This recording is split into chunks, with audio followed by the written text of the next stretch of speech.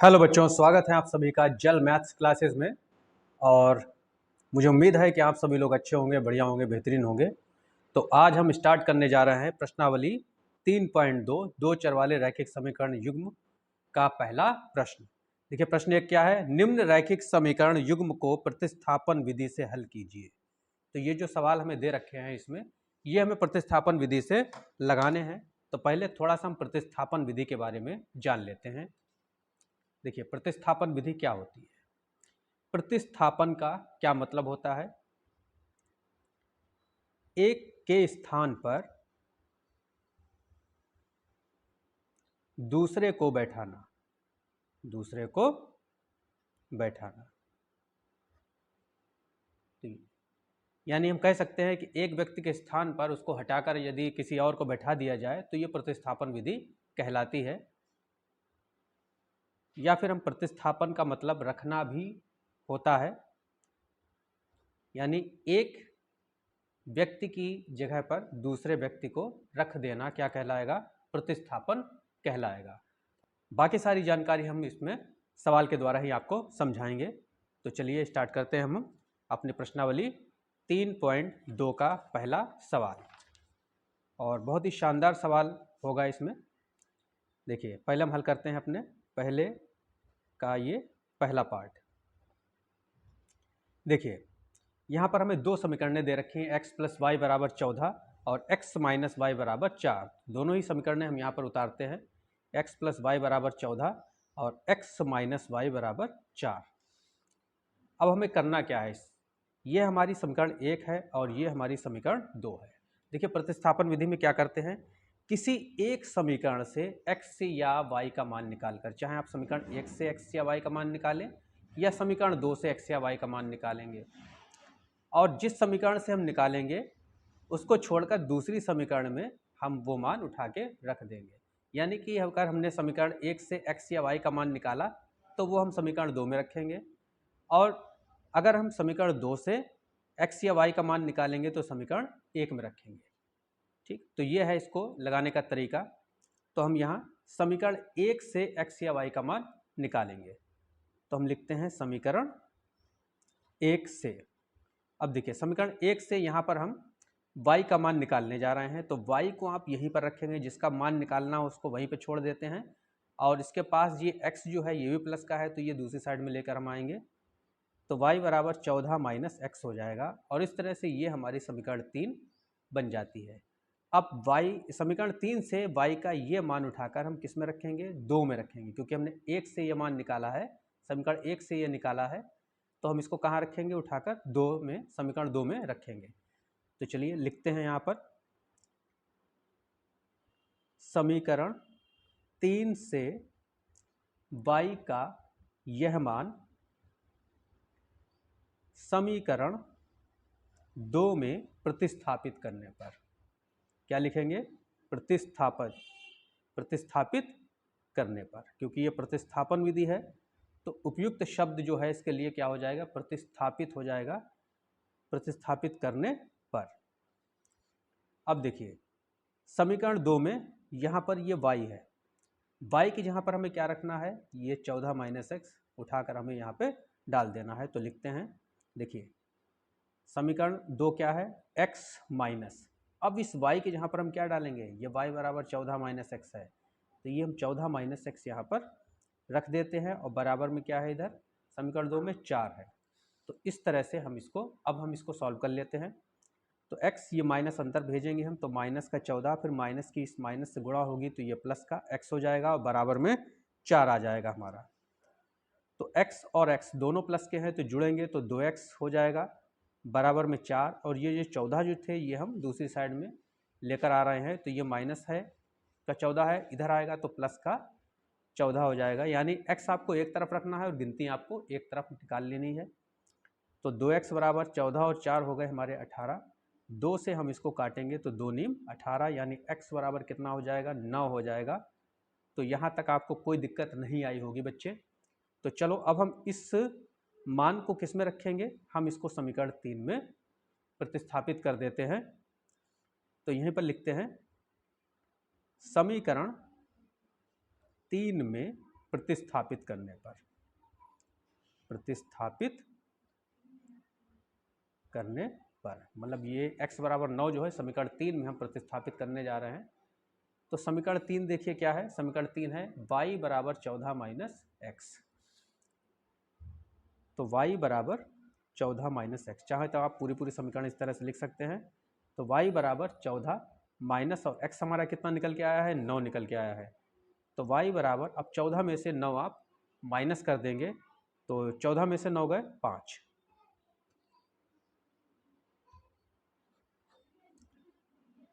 तो इस तरह से हमारे x और y के मान निकल आए और यही हमारा आंसर हो गया। इसलिए देखिए x बराबर 9 और y बराबर 5, और ये क्या हो गया, हमारा आंसर हो गया। अगर आप आंसर चेक करना चाहते हैं तो उसका भी तरीका है। जो हमें समीकरण दे रखी है x प्लस वाई बराबर 14, ये पहली समीकरण है हमारी। इसमें हम x और y के मान रख के देख लेते हैं। तो x हमारा 9 निकल के आया और y हमारा 5 निकल के आया, तो बराबर में 14 आई है, और 9 5 कितने होते हैं, 14 बराबर 14। तो अगर दोनों ही साइडें हमारी बराबर हो जाएं LHS RHS, तो यानी कि आंसर हमारा सही है। इस तरह से आप दूसरी समीकरण में रखकर भी इसको चेक कर सकते हैं। तो ये हमारा पहला सवाल था, पहला पार्ट था। अब बढ़ते हैं इसके सेकेंड पार्ट की ओर। देखिए सेकेंड पार्ट हमारा क्या है, s माइनस टी बराबर 3। हम यहाँ लिखते हैं s माइनस टी बराबर 3। ये है हमारी समीकरण नंबर 1। और समीकरण 2 है s बटे 3 प्लस टी बटे 2 बराबर 6। ये हो गई हमारी समीकरण नंबर 2। अब देखिए ये पहली समीकरण तो हमें साधारण दे रखी है, लेकिन दूसरी समीकरण ये हमारी बटे वाली है। अब इसको हम पहले साधारण बना लेते हैं, यानी इसको हम थोड़ा सा हल करेंगे, या आप चाहें तो इसको इसी तरह से लगा सकते हैं, हल बाद में भी हम इसको कर सकते हैं। तो देखिए समीकरण 1 से हम s या t किसी एक का मान निकालेंगे। तो यहाँ हम लिखते हैं समीकरण 1 से हम यहाँ से s का मान निकाल रहे हैं। तो जिसका मान निकालना हो मैंने बताया उसको आप यहीं रोक लीजिएगा, वहीं पर रोक दीजिए उसे, और ये दूसरी जो गिनती है यानी माइनस टी है, इसको दूसरी साइड में ले आएंगे हम। तो ये 3 और ये t इधर आएगा तो माइनस टी का क्या हो जाएगा, प्लस टी हो जाएगा। तो इस तरह से ये हमारी बन गई समीकरण नंबर 3। अब समीकरण 3 से यह मान उठाकर कहाँ रखेंगे, 2 में रखेंगे। तो लिखेंगे s का यह मान समीकरण 2 में प्रतिस्थापित करने पर। तो देखिए यह मान हम उठाकर 3 प्लस टी को हम यहाँ समीकरण 2 में s की जगह पर यहाँ पर रख देते हैं। तो रखते हैं, पहले पूरी समीकरण हम ऐसे उतार लेते हैं इसको, s बटे 3 प्लस टी बटे 2 बराबर 6। अब यहाँ पर हम s की जगह पर क्या रख देंगे, ये वाला जो मान हमने समीकरण 3 में निकाला है ये रख देंगे। तो 3 प्लस टी बटे 3 प्लस ये टी बटे 2 बराबर 6। अब देखिए हम इसको यहाँ पर हल कर लेते हैं। हल करने के लिए हमें इसका एलसीएम लेना पड़ेगा। तो ये बड़ी गिनती है, ये छोटी गिनती है, और जब बड़ी गिनती छोटी गिनती से ना कटे, यानी 3 बड़ा है और 2 से ये नहीं कटेगा, तो इनकी हम इस स्थिति में क्या कर देते हैं, गुणा कर देते हैं। तो 3 दूनी ये हो जाएंगे 6। अब हम इसकी तिरछी गुणा करेंगे, तो 2 की गुणा 3 प्लस 2 से होगी। तो इस तरह से इसको लिखिए 2 और ब्रैकेट में ये 3 प्लस टी लिख दीजिए, और प्लस 3 की गुणा इस टी से करेंगे तो 3 टी बराबर में 6। ये टी है। अब इस 2 की अंदर गुणा करते हैं, और ये 6 कहाँ जाएगा, 6 जो है इसकी इधर 6 से गुणा हो जाएगी हमारी। तो 2 तियाँ ये होगा 6 प्लस 2 की इस टी से गुणा तो 2 टी प्लस ये 3 टी, और बराबर इस 6 की इस 6 से गुणा तो हो जाएगा 36। तो देखिए अब हम क्या करते हैं, 2 टी और 3 टी, कितने टी हो गए, 5 टी, इनको हमने जोड़ दिया और गिनती को गिनती की तरफ लाएंगे। जो खाली हमारे पास गिनती है 6 जो है वो 36 की तरफ लाएंगे। तो 36 माइनस 6, तो 5 टी बराबर 36 में से 6 गया 30। अब हम 5 से इसको काट सकते हैं, तो 5 छक्का 30 यानी कि t बराबर कितना आया 6। ये हमारा एक अभी मान निकला है, एक चर का मान निकला है, इसको हम उठाकर रख देते हैं समीकरण नंबर 3 में। देखिए हम चाहे तो किसी में भी रख सकते हैं, 1, 2 या 3 में, जिसमें भी हमें s दिखाई दे उसमें रख सकते हैं। लेकिन समीकरण 3 में देखिए s बराबर है, यानी अगर हम यहाँ रखते हैं तो इस s का मान सीधे निकल के आएगा, हमें कोई और ज़्यादा इसमें हल करने की ज़रूरत नहीं पड़ेगी। तो हम लिखते हैं समीकरण 3 में प्रतिस्थापित करने पर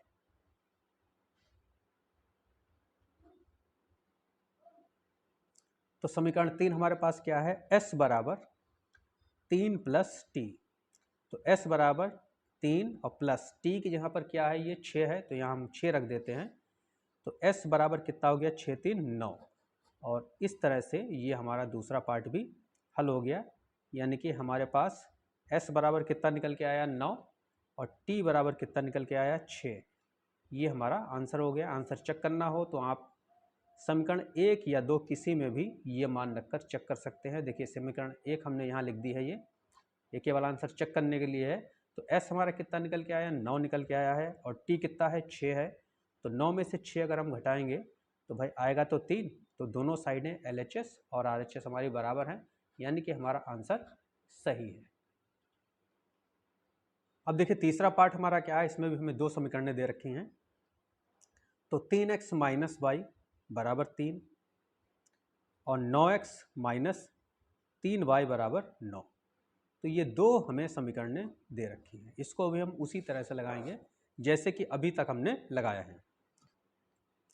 चलिए, तो समीकरण 1 से हम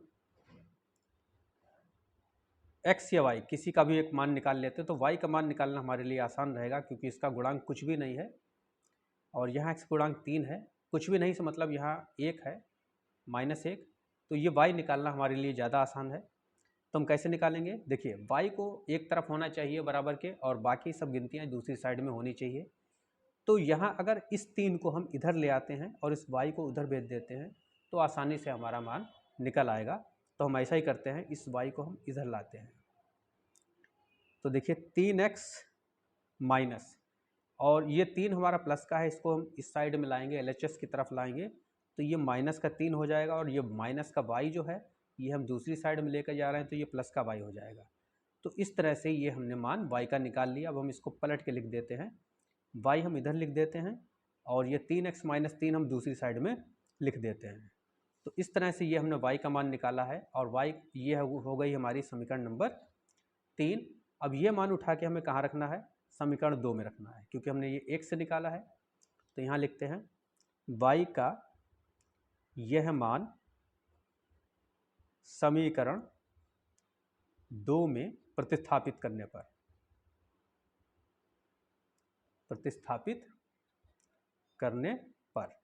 तो यहाँ रख देते हैं। देखिए 9x माइनस 3y बराबर 9, ये हमारी क्या है, समीकरण नंबर 2 है। अब इसी समीकरण नंबर 2 में हम क्या रखेंगे, y की जहाँ पर ये 3x माइनस 3 रखेंगे। तो 9x माइनस 3 और y की जहाँ हम रखने जा रहे हैं 3x माइनस 3, और बराबर में क्या है 9। तो 9x माइनस, देखिए 3 3 क्या हो गया 9x, फिर -3 की हम इस -3 से गुणा करेंगे तो माइनस माइनस ये हो जाएगा प्लस, और 3 3 9, बराबर में क्या है 9 है। तो देखिए प्लस का 9x और माइनस का 9x, तो ये तो कैंसिल हो जाएंगे, और यहाँ क्या आया 9 बराबर 9। जब LHS और RHS दोनों ही बराबर हों तो इस कंडीशन में समीकरण के बहुत सारे हल होते हैं। तो हम यहाँ लिखेंगे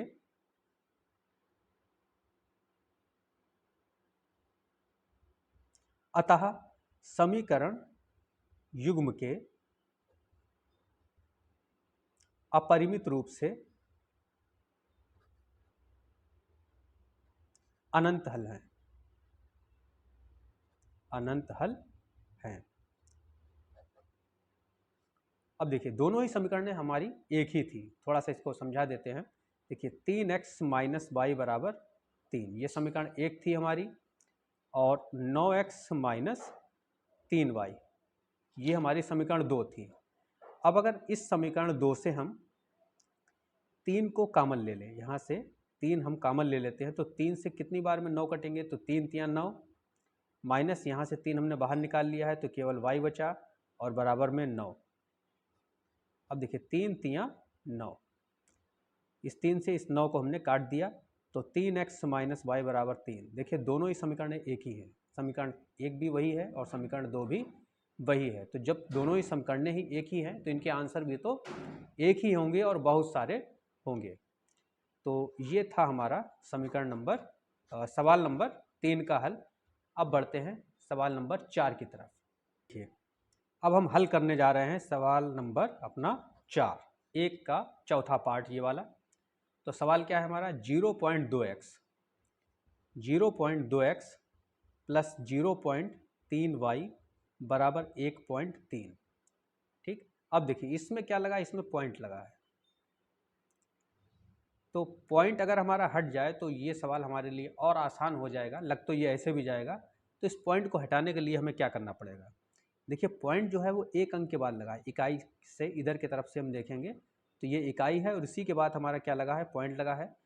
तो एक अंक के बाद पॉइंट लगा है और इस पॉइंट को हटाने के लिए हमें इसमें जीरो वाली सबसे छोटी संख्या से गुणा करनी पड़ेगी। अब जीरो वाली सबसे छोटी संख्या क्या होती है, देखिए 10। सबसे छोटी संख्या क्या है जीरो वाली, जिसमें जीरो हो तो वो 10 होती है। तो यानी कि अगर हम इसमें 10 से गुणा कर दें तो ये पॉइंट जो है हमारा ये हट जाएगा। तो देखिए यहाँ पर हम आपको गुणा करके भी दिखाते हैं। 10 में हम अगर पॉइंट 2 से गुणा कर दें तो 2 धाम कितने हुए 20। अब गुणा में पॉइंट जो है वो आंसर में लगाया जाता है, यानी जो हमारा आंसर निकल के आया है ये क्या निकल के आया है 20, और यहाँ पर एक अंक के बाद पॉइंट लगा है तो एक अंक के बाद अगर हम यहाँ पर पॉइंट लगा देंगे तो ये सिर्फ 2 रह जाएगा, क्योंकि पॉइंट के बाद जीरो की कोई अहमियत नहीं होती, सिर्फ जीरो की कोई अहमियत नहीं। तो ये जीरो हमारा बेकार हो गया, यानी हम इसको केवल और केवल 2 लिख सकते हैं। यानी देखिए पहले क्या था, पॉइंट 2 था और 10 से गुणा करने पर क्या हो गया, सिर्फ और सिर्फ 2 आ गया। तो इस तरह से हम इसको पॉइंट को हटाएंगे। तो देखिए हम क्या करते हैं, यहाँ लिखते हैं दोनों ओर 10 से गुणा करने पर। अगर आप ये नहीं लिखेंगे तो भी चलेगा, गुणा करने पर ये चिन्ह जरूर लगाइएगा, अथवा का चिन्ह। देखिए 10 से गुणा करेंगे तो ये क्या रह गया 2x। उसी तरह से यहाँ पर भी अगर 0.3 में 10 से गुणा करेंगे तो ये भी पॉइंट हमारा हट जाएगा, केवल 3y रह जाएगा। और उसी तरह से यहाँ पर भी क्या रह जाएगा 13। तो अब ये हो गई हमारी समीकरण नंबर 1, यानी समीकरण 1 को हमने थोड़ा सा हल करके इस रूप में ले आए, पॉइंट को हमने खत्म कर दिया।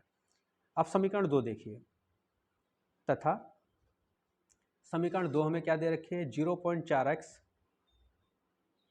प्लस 0.5y बराबर 2.3। ये हमारी समीकरण 2 है। इसमें भी हम ये पॉइंट को हटाएंगे तो 10 से इससे भी गुणा करनी पड़ेगी। तो यहाँ लिखते हैं दोनों ओर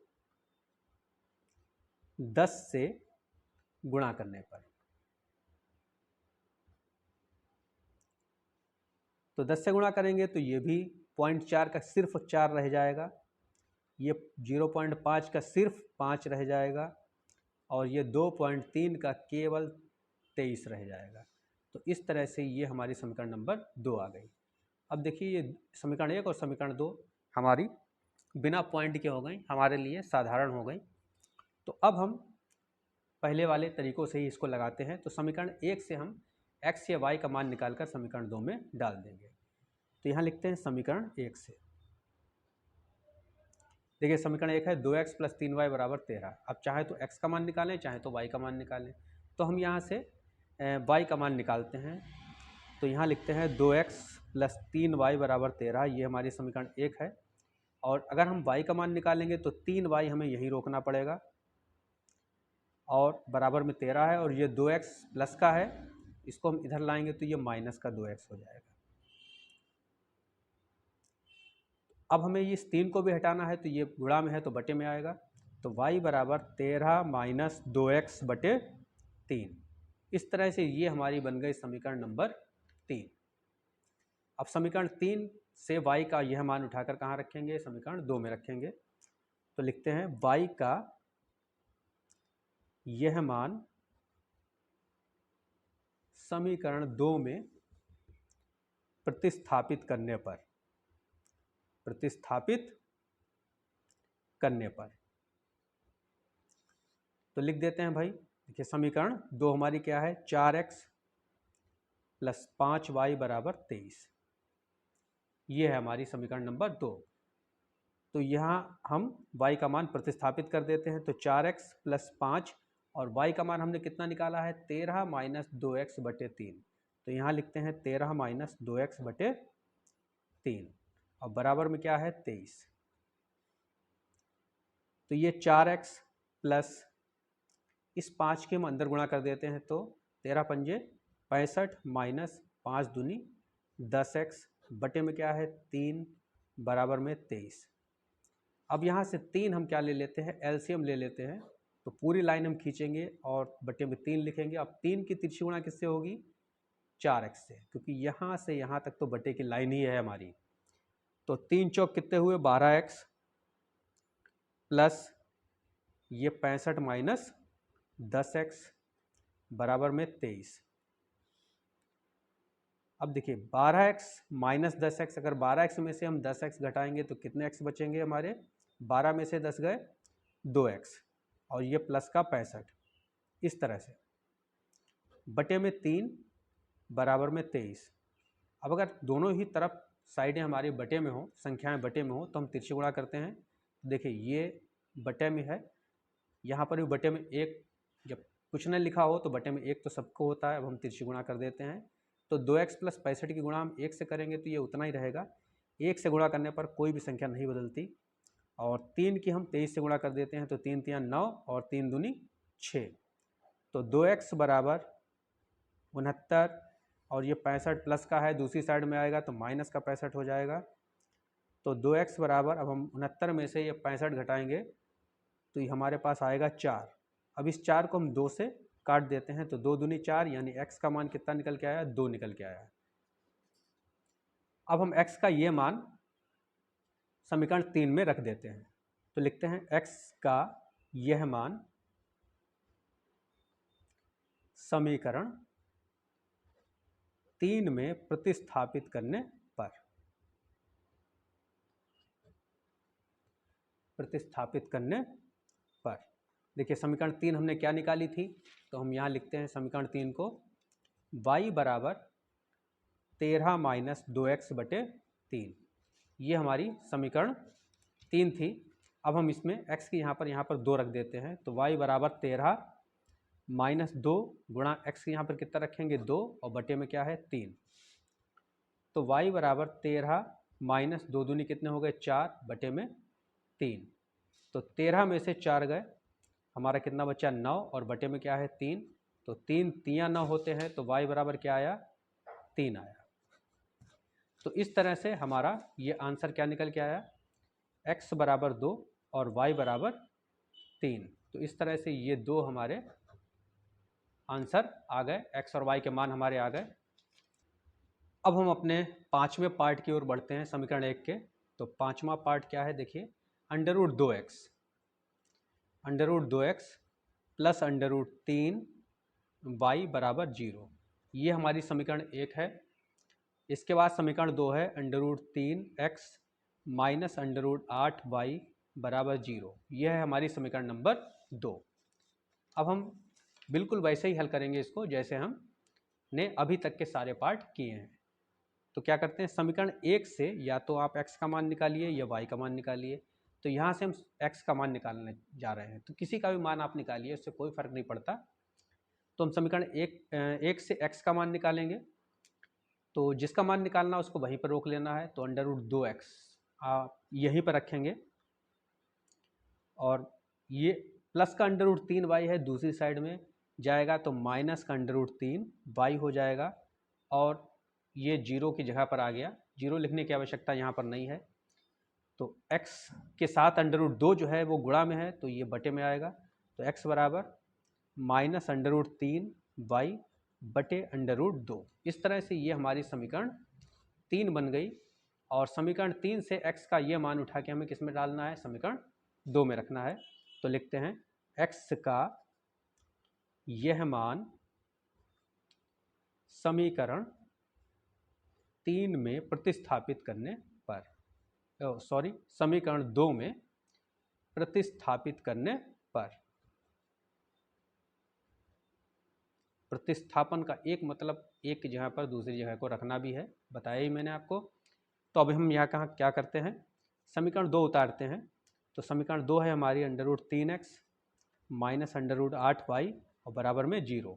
अब हम x की यहाँ पर यानी यहाँ पर ये वाला मान अपना रख देते हैं। तो √3 x का मान कितना है -√3 -√3y बटे √2, इस तरह से ब्रैकेट लगा दीजिए। और माइनस का ये √8 y बराबर क्या है 0। तो यहाँ पर देखिए बटे वाली संख्या हमारी क्या हो जाती है, एलसीएम हो जाती है। तो ये √2 हमारा क्या हो गया, एलसीएम हो गया। अब √3 की यहाँ पर √3 की √3 से गुणा हो जाएगी, तो माइनस √3 की गुणा सिर्फ 3 होगी। y कैसे होती है ये भी जान लीजिए, √3 गुणा √3। तो देखिए √3 की गुणा करेंगे तो ये √9 होगा। और √9 का मतलब क्या होता है, 9 का वर्गमूल, यानी 9 का वर्गमूल क्या होता है 3। तो इस तरह से अगर दो संख्याएं अगर एक जैसी हों तो अगर उनकी आपके गुणा की आवश्यकता हो तो सिर्फ और सिर्फ 3 लिख दीजिएगा, जैसे हमने यहाँ पर लिखा है। तो यहाँ पर देखिए अब 2 की 8 से गुणा करेंगे तो ये हो जाएगा 2 अट्ठे √16। क्या हो जाएगा √16, यहाँ पर हम बता रहे हैं आपको। 2 की 8 से गुणा करेंगे तो 2 अट्ठे क्या हो जाएगा √16। और √16 का वर्गमूल क्या होता है, वर्गमूल में क्या बनाते हैं, जोड़े बनाते हैं। तो 4 गुणा 4, 4 चौक 16 होते हैं। तो 4 का जोड़ा बन गया, इस जोड़े में से एक गिनती को बाहर निकाल लीजिए, वही इसका वर्गमूल हो जाएगा। यानी कि हम √2 और √8 की गुणा करेंगे तो हमारे पास आंसर क्या आएगा, 4 आएगा। तो यहाँ पर हम क्या लिख देते हैं, 4 y। अब ये 4 कैसे आया आप समझ गए होंगे, बराबर 0। अब दोनों ही संख्याएं माइनस में समान चिन्ह वाली संख्याओं को जोड़ा जाता है। तो माइनस का 3y माइनस का 4y माइनस के 7y। अब इस √2 की गुणा किससे होगी, इस 0 से होगी, तिरछी गुणा। तो ये 0 ही हो जाएगा, क्योंकि 0 के साथ गुणा होने पर कोई भी संख्या 0 हो जाती है। अब ये बचा है माइनस का 7, ये y के साथ गुणा में है तो ये बटे में जाएगा, और ये 0 के बटे में जाएगा, यानी 0 से अगर किसी संख्या में भाग दिया जाए तो वो भी 0 ही होता है। यानी y का मान कितना निकल के आया, 0 निकल के आया। अब हम इसको उठा के रख देते हैं समीकरण नंबर 3 में। y का यह मान समीकरण 3 में प्रतिस्थापित करने पर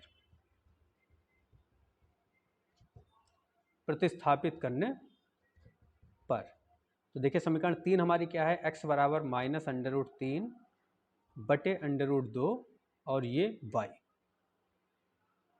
ये √3 है। तो x बराबर माइनस का √3 बटे √2। अब देखिए y का मान कितना है 0, तो हम यहाँ y के यहाँ पर क्या रख देते हैं 0। और 0 से किसी भी संख्या में गुणा करें तो क्या आता है भाई, 0 ही आता है। तो इस तरह से ये हमारा ये सवाल भी लग गया, यानी इसमें x और y के मान दोनों ही 0 हैं, x बराबर 0 और y बराबर 0। तो ये रहा हमारा इसका आंसर। अब बढ़ते हैं इसके अंतिम पार्ट की ओर। देखिए अंतिम पार्ट क्या है हमारा, 3x बटे 2 माइनस 5y बटे 3 बराबर -2। ये है हमारी समीकरण 1। पहले हम थोड़ा सा इसको सॉल्व कर लेते हैं, थोड़ा सा छोटा कर लेते हैं इसको। उसके लिए हमें 2 और 3 का एलसीएम लेना पड़ेगा, और 2 और 3 का एलसीएम कितना हुआ, इनकी गुणा कर दीजिए आपस में। तो 2 3 6। अब हम इनकी तिरछी गुणा करेंगे, तो 3 की 3 से गुणा होगी तो ये हो जाएगा 3 3 9x, ये बीच में माइनस, और 2 की 5 से गुणा, 2 पंजे 10y बराबर -2। अब देखिए इधर भी बटे में संख्या है, इधर बटे में बना लीजिए, बटे में एक सबके होता है। अब हम इनकी भी तिरछी गुणा करेंगे, तो 9x - 10y की गुणा किससे होगी, 1 से होगी। तो ये उतना ही रहेगा, क्योंकि 1 से गुणा होने पर कोई भी संख्या नहीं बदलती। और 6 दूनी कितने हो गए, -12। तो इस तरह से ये हमारी सिंपल रूप में समीकरण नंबर 1 हो गई। अब जो हमारी दूसरी समीकरण है उसको भी हम इसी रूप में साधारण रूप में ले आते हैं, तथा लिखेंगे। अब इसके बाद दूसरी समीकरण हम उतारते हैं सवाल की। देखिए दूसरी समीकरण क्या है, x बटे 3।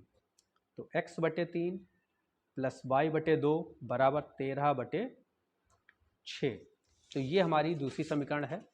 इसको भी हम सॉल्व कर लेते हैं पहले की ही भांति। तो यहाँ पर भी 3 दूनी 6 एलसीएम हो गया, तिरछी गुणा करेंगे तो 2x प्लस 3y बराबर 13/6। अब बटे में 6 इधर भी है, बटे में 6 इधर भी है, तो ये बटे से बटे वाला हमारा 6 कैंसिल हो जाएगा। तो ये हमारी समीकरण बनी 2x प्लस 3y बराबर 13। ये हो गई हमारी समीकरण नंबर 2। अब हम बिल्कुल वैसे ही लगाएंगे इसको, हमारे पास ये समीकरण 1 हो गई और ये समीकरण 2 हो गई। तो समीकरण 1 से हम x या y किसी का भी मान निकाल के समीकरण 2 में रख देंगे। तो अब हम समीकरण 1 से यहाँ से देखिए, समीकरण 1 है 9x माइनस 10y बराबर माइनस का 12। तो हम यहाँ से 9x x का मान निकाल लेते हैं। तो देखिए हम यहाँ पर लिखते हैं समीकरण 1 से 9x माइनस 10y बराबर माइनस के 12।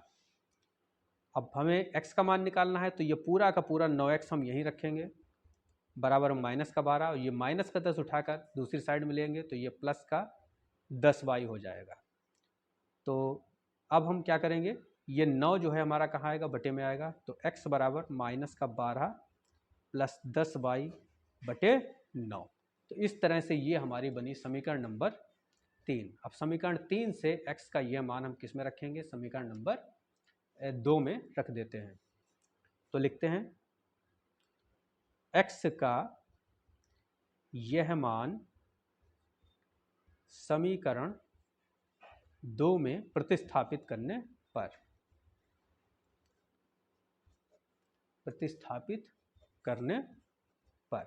चलिए अब हम इसको समीकरण 2 में रख देते हैं। तो पहले हम क्या करेंगे, समीकरण 2 को उतार लेते हैं। तो समीकरण 2 हमारी है 2x प्लस 3y बराबर 13। तो 2 और इस x की यहाँ पर हम ये वाले x का मान डाल देते हैं। समीकरण 3 से जो x हमने निकाला है माइनस का 12 प्लस 10y बटे 9, इस तरह से, और प्लस का ये 3y बराबर में 13। अब हम इसको हल करते हैं। तो ये 9 हमारा क्या हो जाएगा, एलसीएम हो जाएगा, और 9 की तिरछी गुणा किससे होगी, इस 3 से होगी। इधर हम इस 2 की भी अंदर गुणा कर देते हैं, क्योंकि ब्रैकेट लगा है और ब्रैकेट का मतलब गुणा ही होता है। तो 2 की इस 12 से गुणा करेंगे तो माइनस का 12 दूनी 24 प्लस ये वाला, और 2 की 10 से गुणा होगी तो 2 धाम 20y, और प्लस 9 की तिरछी गुणा 3 से होगी तो 9 तियाँ 27y बराबर में 13। अब 20y और 27y इनको जोड़ देते हैं तो 7 और 2 2 4, 47y, ये 47y हो गए, और ये माइनस का 24 बटे में 9 और बराबर में क्या है, 13 है। तो इधर भी संख्या बटे में है तो इधर बटे में बना लेते हैं।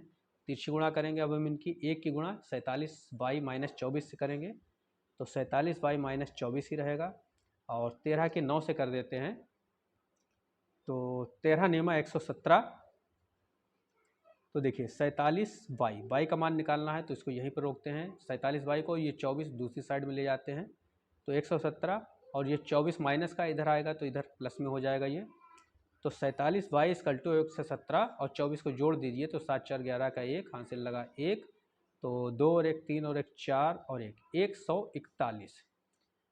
अब y बराबर 141 बटे 47। अब ये 47 से कितनी बार में कटेगा, अंदाजे के लिए आपको बता रहा हूँ कि 47 में अगर आप 3 से मल्टीप्लाई करेंगे तो 3 सत्ते 21 का 1 बचे 2, और 3 चौक 12 और 2 14, यानी कि 3 बार में ये हमारा पूरा कट जाएगा। तो 47 तियाँ क्या होते हैं, 141। तो y बराबर कितना निकल के आया, 3। तो y का यह मान उठाकर, तो y का यह मान हम कहाँ रखेंगे, समीकरण 3 में रखेंगे, क्योंकि अभी हमारा x नहीं निकला है। तो लिख देंगे यह मान समीकरण 2 में प्रतिस्थापित करने पर,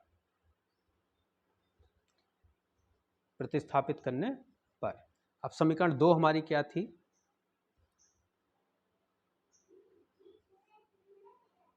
सॉरी इसको हम समीकरण 3 में रखते हैं। हालांकि समीकरण 2 में भी 2 से भी हमारा काम हो जाएगा, लेकिन 3 सीधे सीधे है तो इसमें हम 3 में ही रखते हैं। तो x बराबर समीकरण 3 क्या है, माइनस का 12 प्लस 10y बटे 9। आप चाहें तो 2 में भी रख सकते हैं, उससे कोई दिक्कत नहीं है। तो देखिए ये है हमारा, तो x बराबर माइनस का 12 प्लस 10 और y की जहाँ पर क्या है 3 है बटे में 9, तो x बराबर माइनस का 12 प्लस 10 कितने हो गए 30 बटे 9। तो x बराबर अब 30 में से 12 घटाएंगे तो 18 आएगा और बटे में क्या है 9, तो 9 दूनी 18 यानी x बराबर कितना आया 2। तो इस तरह से ये दो मान हमारे x के निकल के आ गए, x बराबर 2 और y बराबर 3। तो ये हमारे क्या हो गए आंसर हो गए। तो इसी के साथ ये वीडियो भी हमारा, सवाल भी हमारा समाप्त होता है और ये वीडियो भी हमारा ख़त्म हुआ। तो ये वीडियो आपको पसंद आया हो तो इसे लाइक कीजिएगा, चैनल को सब्सक्राइब कीजिएगा और ज़्यादा से ज़्यादा लोगों में शेयर कीजिएगा। वीडियो देखने के लिए बहुत बहुत धन्यवाद।